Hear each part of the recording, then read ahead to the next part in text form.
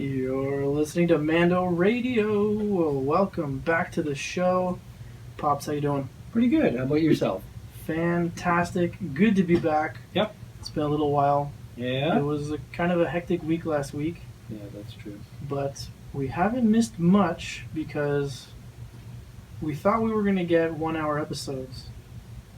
Let's just take it right off the top. The Mandalorian show is amazing. Mm-hmm. It's everything I wanted in a Star Wars show, except for one thing. I only have one gripe, one complaint.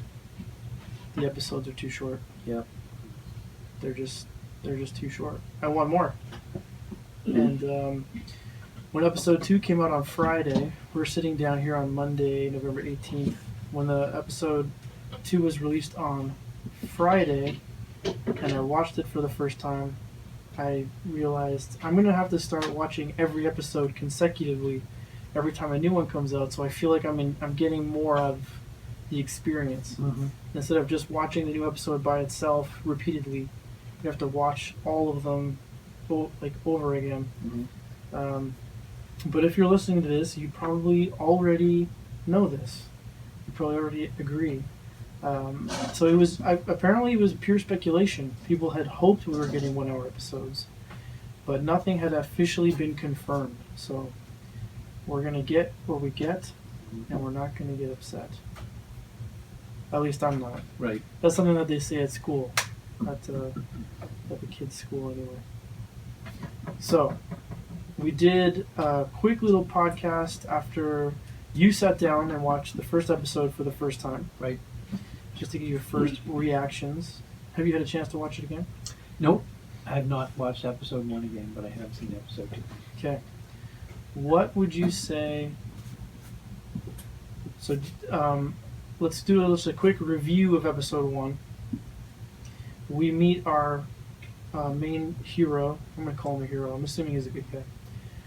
Picking up his last bounty on his run. And I just thought it was a great way to start the show. Mm-hmm. First bounty, that's what you want. You want bounty hunting because it's about a bounty hunter. Right. And then it just gets better and better and better from there. Mm-hmm. So, and then we end up at the end with IG-11 and the shootout, the varying species of mercenaries. There was a few different species in there, but I would say, what kind of rating system should we do for the show? What do you think? Like instead of what was their names? Ebert and Roger Ebert. And, oh, that's bad. I can't remember. It's been so many years since the one passed away. I can't remember the other's name. Yeah. That's embarrassing. That is. Sorry, film fans. We don't remember their names. Was it Roper? No. Ebert and... No. I want to say that it did start with an R, but... Yeah. Ebert... Robert? Roper? Yeah, Ebert and Roper.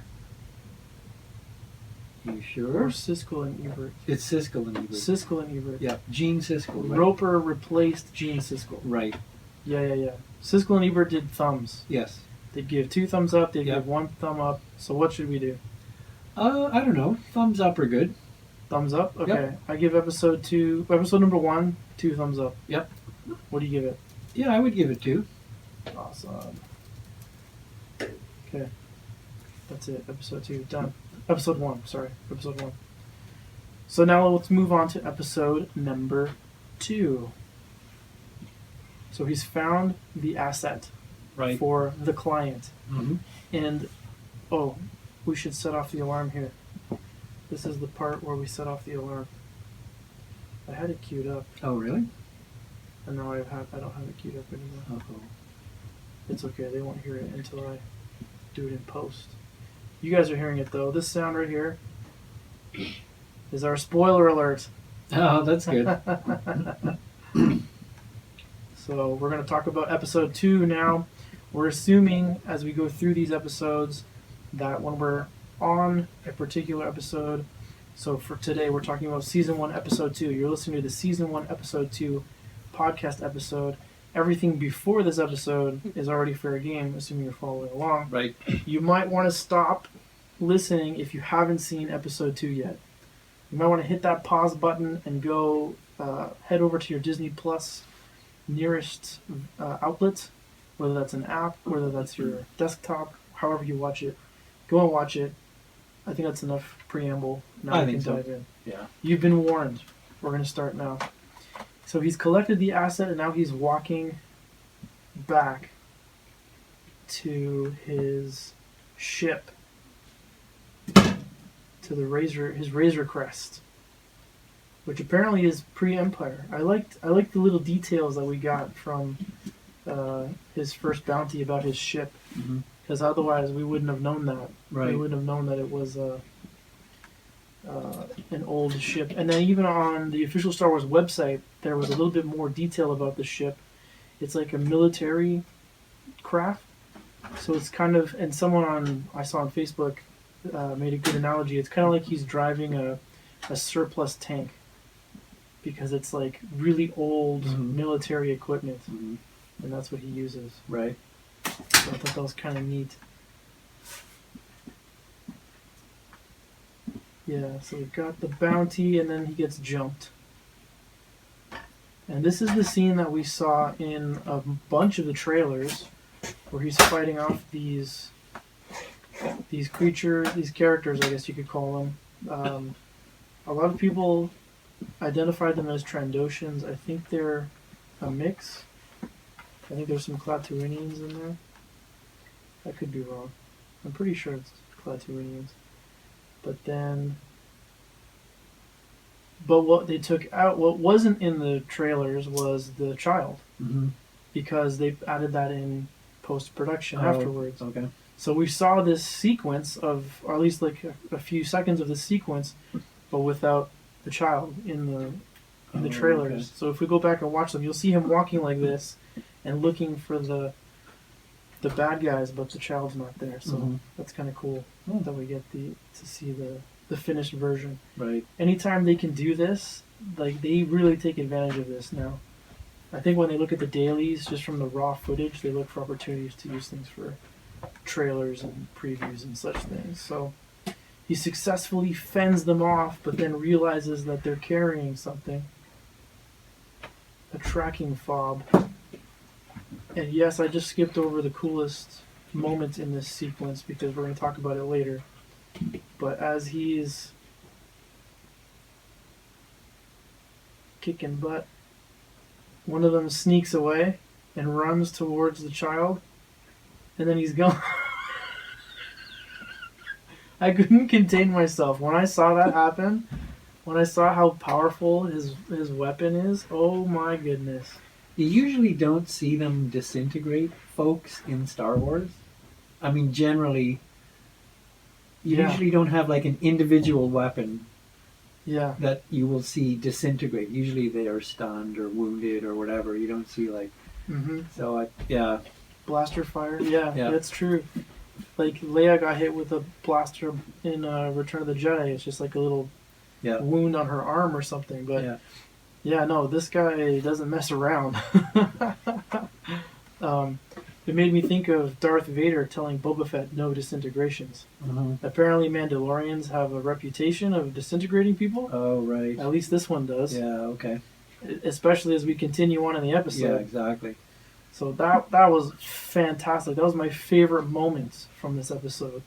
Was for the first time we actually get to see what the blaster rifle does, or cycler rifle, I should say, because it doesn't fire blaster bolts; it fires actual cartridges. Yeah, you see him put the cartridges in. Yeah.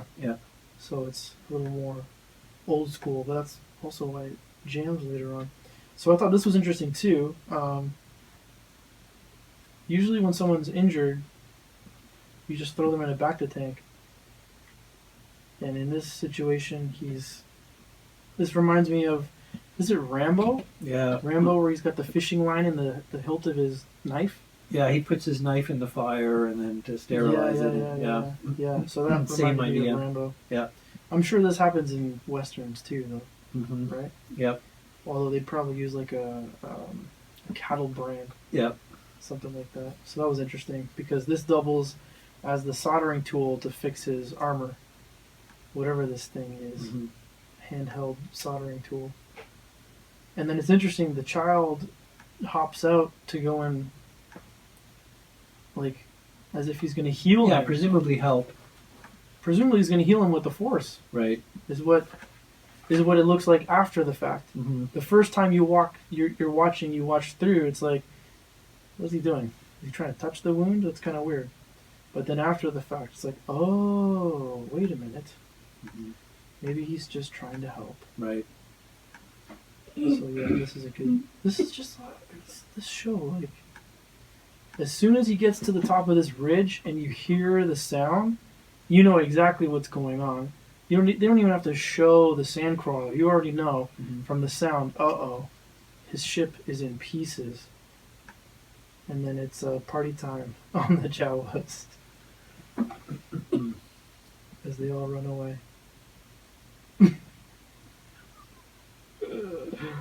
So I haven't seen. I've already been looking for 3D models of his weapon and his helmet and things like that, but there haven't been. I haven't seen anyone that's 3D modeled the rifle yet, the cycler rifle. I've already downloaded all the files to make his pistol and the helmet, but not the rifle. No. So hopefully, because that is really cool. Very, very cool. Okay. So I just thought it was neat to see a sandcrawler and Jawas, and his ship is in pieces. It made me think, like, how's he gonna get out of this situation? Right. Which was good. The right amount of like suspense. You're like, he's probably not a mechanic. Like, he probably can't fix his ship by himself. Is he after he's just blasted 3 Jawas? Is he gonna convince them to fix his ship for him? Yeah, I don't know. Probably not. No. But here's the throwback that you were talking about before we started. Yeah, this is like a throwback to Indiana Jones and the Last Crusade. So basically, I mean, the Sandcrawler is pretty much a tank. I mean, there's treads and stuff. And just like in the Indiana Jones one where he's hanging off the side, they decide to go up close to a cliff and we're going to see what happens. So I thought that was like right out of Indiana Jones. And then to some extent too, it's almost a bit of slapstick as he's trying to climb up the side of it. They just toss things out at him from their little windows. Yeah. So it's kind of funny. And then the sequence that follows as well, where he actually does climb to the top and then... Yeah. Yeah. And he pulls one out of a window. The Jawa just tosses him. Yeah, exactly. And they zap him from the window. Yeah. Yeah. Yeah. And of all of the outcomes, like, this was just him climbing it and getting to the top. Like, they built the suspense up really, really well. It was really good action. And then the big payoff when he gets to the top and he gets blasted. Yeah. And flies off and lands on the ground. I thought that was fantastic. Yeah. I was disappointed. Like, I wanted him to like throw a thermal detonator or something, but Yep. That was perfect. Right there. That was awesome. Gets zapped, falls backwards. Falls back. Yeah. Interesting though that the child just sat there. Yeah, I was just watching. While he's passed out. Yeah. We don't know how long that was. Right. But, so yeah. So he ends up passed out. He goes back to the Ugnaught, his friend. We don't have a name for the Ugnaught. No. I think it's going to be a lot of the client, the child, the Mandalorian, but there's not really anything wrong with that. But, so that's cool. Oh, so then the Ugnaught convinces him, well, let's try. Let's go talk to the Jawas. He's had some experience dealing with them before. He knows In what fact, he's doing. he can speak their language, apparently. Quite well. But so the Jawas like to trade. They'll steal something from you, but they'll trade it back to you. And so they want his Beskar. Of course, that's not an option. They want the child. Of course, that's not an option. So instead, they want the egg. And did you notice what it sounded like the word was Mm-hmm. in their language? In their language? What did it sound like to you? I think weren't they saying Suga? Yeah, but what does that sound similar to in other languages that you know? To me, it sounded like they were saying suka. Okay. Which almost sounded like sugar in Spanish. Yeah, azúcar. Yeah. Which I thought was funny. I wondered though, what's egg in Japanese? That I don't know. I'd have to look it up. Yeah. Let's see. I can look it up really quick. Okay. Yeah, I wondered because you hear them repeating it over and over, and it's funny too because you think, really, the egg, and then when you watch to the end where they actually do the trade, you thought, so what why the interest? And like all they want to do is eat it, so then they're pretty, They don't look like they're portioning it or rationing it. No, it's just like, oh, this is good. Here, it's just for fun. Reach in and have some. I already knew this. Egg in Japanese is tamago. Okay. So it's not Japanese. Okay. Interesting. So then he agrees to get the egg. The Ugnaught immediately shakes his head, which is like, oh, what's going to happen here? Mm-hmm. Oh, and then you mentioned a bit of slapstick. There's just a brief moment here in the sandcrawler.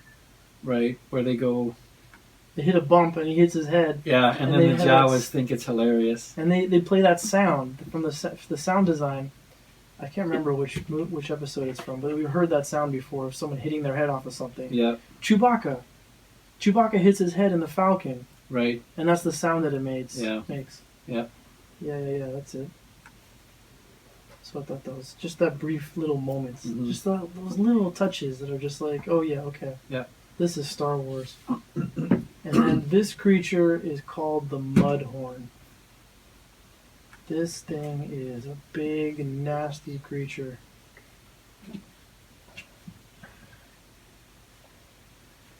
The guy really takes a beating in this episode, pretty much. He gets beaten up by the Jawas, he gets beaten up by this thing, and really he's only saved by the child. The child. Yeah. Literally. Like, that's the only thing that gets him out of... Well, it looks like he's ready with the knife at the critical moment, but it makes things a lot easier when the creature is disoriented from being suspended in midair through the force. But so, what was interesting to me was the conversation that he has with the Ugnaught after, because the child saves him and then passes out from exerting himself. But then as they're riding back, so they give the Jawas the egg. As they're riding back, they're talking about it. And the Ugnaughts like, tell me what happened again? I'm confused. Apparently, both of them have never experienced a Force user before. Mm-hmm. This is completely foreign to them, which makes sense. Like, you think 5 years after Return of the Jedi, how many people know about the Force and know about Jedi? Han Solo back in A New Hope thought it was just hokey nonsense. Yeah, exactly. So that was interesting. But then, so yeah, that's interesting. That's something to think about. So then, like, what does the client know? What does Dr. Pershing know that the Mandalorian doesn't know? Mm-hmm. And then those mercenaries that he defeated and disintegrated one of them, they had the tracking fob, so what do they know? Right. And then IG-11 supposedly is in the guild, but why was he there after the child as well? Something, there's a deeper, it's cool, I'm happy about it, there's a deeper plot going on here. Right. And then somehow the Ugnaught is just able to fix the ship in a night. Yeah. Like, this Ugnaught has some serious skills. I would say so. If he can rebuild a starship in a night. Yeah. What we haven't seen as he departs, says his goodbyes, this is like, it takes him like 5 minutes to leave. I'm fine with it. It's beautiful. Like, it all makes sense, but I'm highlighting it because I just love the pacing of it. Mm-hmm. They're not rushing. It's not like, okay, get in, let's go. And as they're taking off, they do character development on the way out of the system. Mm-hmm. They're taking their time and they're slowing down. And I really like that. I think, though, too, what that opens it up to is down the road, he owes this guy. So I don't know if this individual will be in future episodes, but I kind of think that probably he will. Perhaps. So. That's true. Yep. I really like this Ugnaught. He's cool. That's a really good character. That would be a really good figure to get too. But we're not going to get it yet. So one thing we haven't seen yet, and I don't really know why. It makes sense that he wouldn't go to Lightspeed having just reassembled his ship with duct tape. But we haven't seen him go to Lightspeed yet. Mm-hmm. Is his craft capable of Lightspeed? Does he not go to Lightspeed because he doesn't have a navicomputer? Because his ship is too old or something? Mm-hmm. Questions. I have questions. Yeah. But I have already seen 3D models of his ship. They're just small, like for Legion. Yeah. So episode 2, loved it. I thought it was great. Leaves me wanting more. Too short. It was 28 minutes runtime. Okay, so shorter than episode 1. Yeah. Hopefully they're not this length. Yeah. But I think they will be. Mm-hmm. I think the rest of the episodes we're going to get are only going to be 28 minutes in length. Right. Which is fine. That's basically the same as the Clone Wars.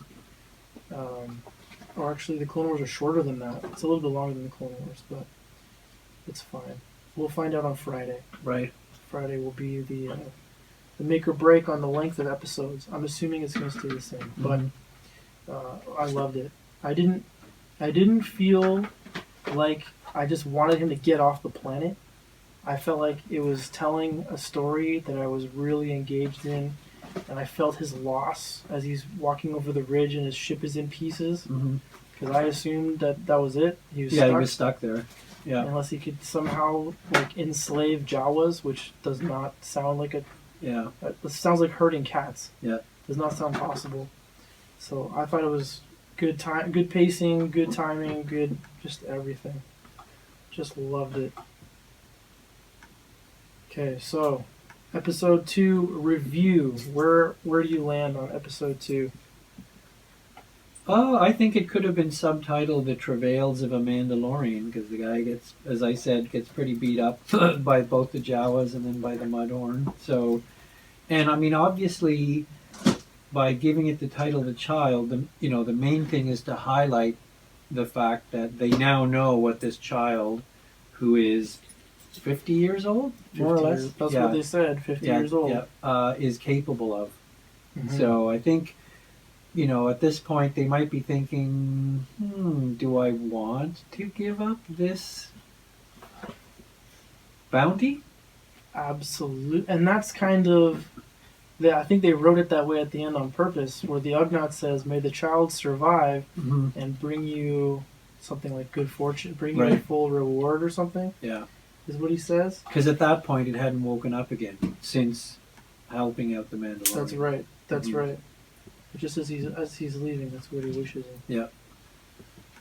Because that's like planting it in the Mandalorian's mind. Like, do I really? Maybe. There's been no indication. No. He hasn't said anything. Yeah. But is that something that he's actually thinking about? Especially now that he knows that there's so many other people after this thing. Mm-hmm. And again, also what it's capable of. Now that he knows a little bit of what it's capable of. Mm-hmm. Although it is a child, we're not going to see it building lightsabers and doing any of that kind of crazy stuff just yet. Yeah. But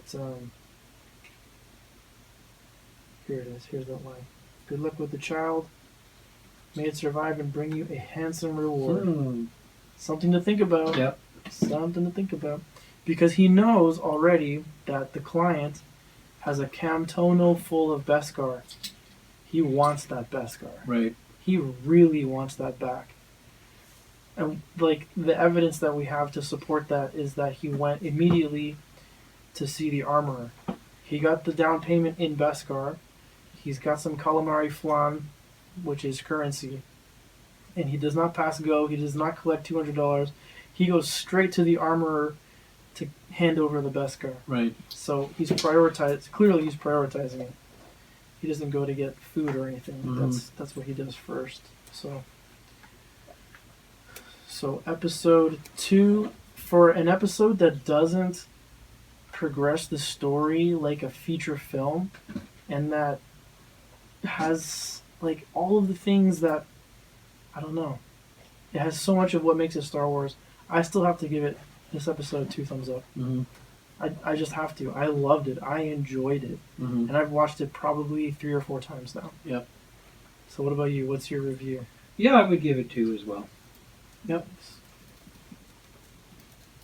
I kind of feel bad. I think we're going to review every episode as 2 thumbs up. Yeah, well... Maybe. I don't know. Well, I mean, if you look at some of the prequels, I mean, I don't know that I'd give some of them 2 thumbs up, so we'll see. They can maintain this. I don't know. They're off to a great start. Yeah. Let's put it that way. Yeah. Episode 1 and episode 2 both leave me wanting more. Right. And that's a great, great thing to accomplish right there in and of itself. Yep. So, can't say that about some of the other television offerings out there these days. This is the portion of our show where we talk about Star Wars merch. Licensing. That's a huge part of Star Wars. Selling you stuff you don't need, but you love it. You gotta have it. Today we're going to talk about the myth, the legend, the unfortunate, I don't know. People love these things. Some people really love these things. You might love them if you're listening to this. I unfortunately am not in the camp of Funko Pop fans. Let's put it that way. I grew up on Star Wars and Ninja Turtles and things, and I'm used to my figures having articulation. But they're huge. They're super popular, and Star Wars is no different. The reason why I wanted to highlight this, though, is just to highlight how little merchandise we have for the Mandalorian. There's the logo there. Yeah. The Mandalorian. We're looking at a website that has a typo. I didn't realize that until just now. So we only have like 3 Black Series figures. 4, the Jawa counts, because he's from the Mandalorian. Right. And then we've got some Funko Pops, and that's it. There isn't really anything else. Right. So, But I mean, is that a reflection of the fact that they're focusing on the 9th movie that comes out in December in terms of merch, or? I think it's Three Stooges syndrome. I think it's just too much at once. Yeah. Because we've got the video game that just came out 3 days ago. Right. Jedi Fallen Order. We've got the Mandalorian that just started a week ago. Yep. On Tuesday. And then, yes, we have episode 9 coming out. And that's that's December. a month away? December. That's exactly a month away. Yeah, a month away. Like tomorrow. Yep. I think that's... And I just read an interview today. Someone spoke to some representatives from the Hasbro team, and they kind of said that's part of the issue. Another part of the issue that we don't have confirmation of, but that we've seen happen a lot, is Lucasfilm doesn't give them information. They'll withhold information. So, like, ideally, we would have, like, plush toys of the child, like, everywhere. Yeah, that's true. Because he is so darn cute. Right. But we don't. Yeah. Probably because they kept that under wraps. Mm-hmm. Everyone was so surprised at the ending of the first episode. Yeah. Because they kept it so tight under a tight lid that no one knew. It didn't leak. Otherwise, we would have known about it. Well, even ago. as you said too in the trailer, when they show him in that scene, they don't show the child. Let's have a quick discussion here. If you're listening to this, there's really not much else to say about Funko Pops. They're everywhere. I kind of thought they would have died out by now, but I think they're here to stay. I think so. I think they've got the staying power. Yep. Although I must admit, when I see collections up for sale of common Funko Pops, and it's just like hundreds and hundreds of Funko Pops, and someone's just trying to liquidate them at like pennies on the dollar. I'm like, that's kind of a waste. Mm-hmm. It's kind of I don't have a good feeling about that.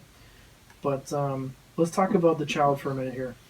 I'm going to hijack our own segment of the show. The child is not Yoda. Believe it or not, that was a confusion for some people.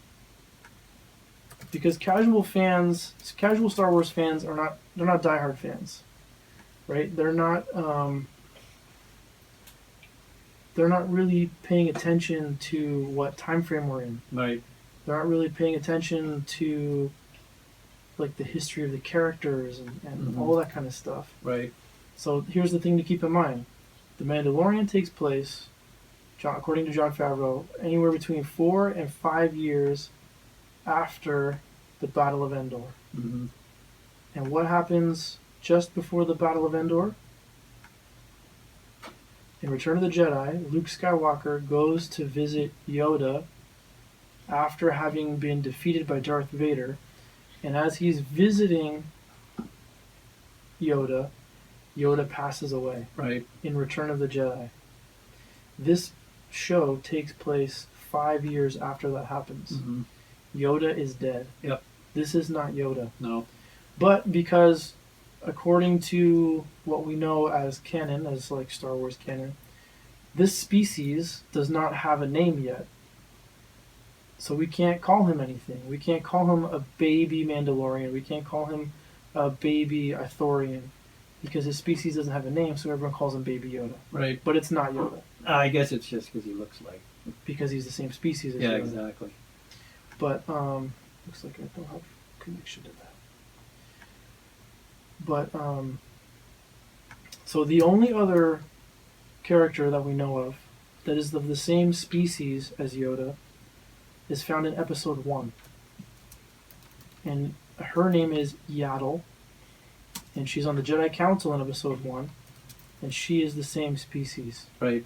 So what we know from... there's some books about this. I haven't read them yet. But what we know from the movies is that Yaddle is on the Jedi Council in Episode 1, but she's not on the Jedi Council in Episode 3. So somewhere in between 1 and 3, she's gone. The books explain what happens, but they don't tell us what happens after. Right. We don't know if she survived Order 66. We don't know if she is this baby's mother or not. Right. We can assume, although we're just guessing, that Yoda is not the father because Yoda's exiled on Dagobah at the time of this child being conceived. But Yaddle, we don't know. Right. So as of right now, in my opinion, based on the knowledge that I have, the only potential parenting lineage that we have for this guy is maybe Yaddle. Right. Definitely not Yoda, in my opinion. Mm-hmm. Aside from that, we don't know who this little guy is. But he's so cute. He's already got the little gray hairs on his head. Yep. That's just cute.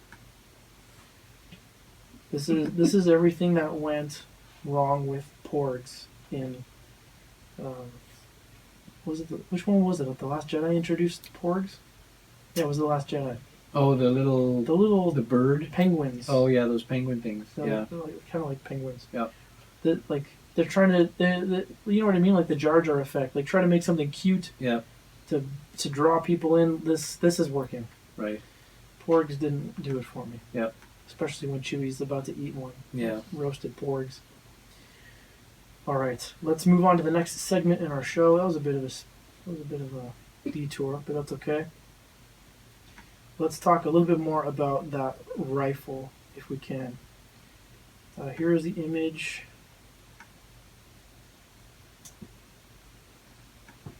Here's the image that Jon Favreau posted on his Instagram with no comments, no text of just the rifle.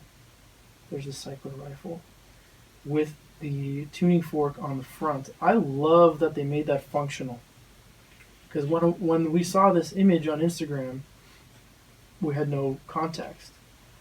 Another thing I love about this rifle is that the scope is detachable. That's super cool. I appreciate that, because and even though it's just a simple cylinder, it still has the macro binoculars kind of effect. It's got the digital thing on the inside, like you'd expect from a space rifle. All right. Instead of it just being glass optics. Although it still looks like a pretty old school rifle. by design, like that's the source material. Yeah. But I just wonder, how does he activate the electroshock on the front? Mm-hmm. That's my only question. It's not significant. It's not a big deal. It doesn't matter if I ever find out or not. But I think it'd be kind of nice to know how he does that. So, probably my favorite piece of tech. Not probably, definitely my favorite piece of tech from Season 1, Episode 2 is the first time we get to see this thing firing a disintegrating round. It made me think about Darth Vader telling Boba Fett, no disintegration. No disintegration. So, there you go. If you don't know, now you know. It's a cycler rifle. Probably going to have a better name than that, but that's the name given to projectile firing weapons in Star Wars Battlefront. Cycler rifle. So, this shoots projectiles, so it's some kind of similar situation. Similar rifle. I wonder what would have happened if he fired it at the Mudhorn, but it jammed. Right. Would the whole thing have disintegrated or just part of it? Yeah. You know what I mean? Yeah. That would have certainly made things easier for him. Mm-hmm. But that's okay. That's part of the drama. Right. Of the show. The episode. Yeah. All right. Anything else you got for us tonight, Pops? No, I was just going to mention. I think I brought you the article. Basically a bit of a review of Anthony Daniels' book on him and his experience playing C-3PO in the Star Wars movies. And you don't think about it, but obviously not comfortable to be in that suit. And in the first movie, and it indicates that basically he's carrying around about 60 pounds of additional weight with that suit on. In the Tunisian desert. Yeah, in the desert. Where before they'd invented little fans to put inside of the costume. Yeah. So it's pretty crazy. And I mean, obviously he feels kind of underappreciated. But yeah, just, interesting that has come out recently. Yeah. So looking forward to having a look at that. I think it was at Celebration, he almost spoiled something, which now we found out from the poster. We have an idea of what's going to happen. He, at Celebration, was introduced to the stage to talk to the Star Wars show hosts. Right. And he grabs the mic and he's all energized. He's like, 3PO finally, gets back at people. Kind of... Oh, okay. Kind of giving something away, just a little bit. Yeah. Which, you didn't think much of it. It's like, okay, what is he talking about? Yeah. But now that we've seen in the trailer, he's getting some modifications done to the back of his head by the small character Babu Frick in Episode 9. That's the name of the character. And also the action figures that's being put out, is still being released right now by Hasbro, has C-3PO wearing Chewbacca's bandolier and holding his bowcaster. Oh, okay. And we see in one of the preview images, he's got red eyes. Some part of what Anthony Daniels said on stage at Celebration is what's going to be represented on the screen in Episode 9. Right. 3PO is going to be taking names. Yeah, yeah. Well, and then also it points out the fact that in that trailer, isn't there a part where he says he's looking at his friends for the last time? Yeah. Either because his digital consciousness is going to be erased. Yep. Or because he's on a kamikaze mission, or both. So we shall see. Yep. I just hope if someone plans on sacrificing themselves in Episode 9, that they get to do it. Because it was frustrating, Episode 8. When someone was going to do something noble and heroic and it didn't happen. Anyway, that's not what we're here to talk about. We're here to talk about The Mandalorian. Yep. So, yes. Droids. So let's talk about droids then. IG-11. He still had his cranial thing. It's not really a head, it's just like a cylinder. Blown out by the Mandalorian. But we have footage in the trailers that show him talking to Cara Dune, who we haven't met yet.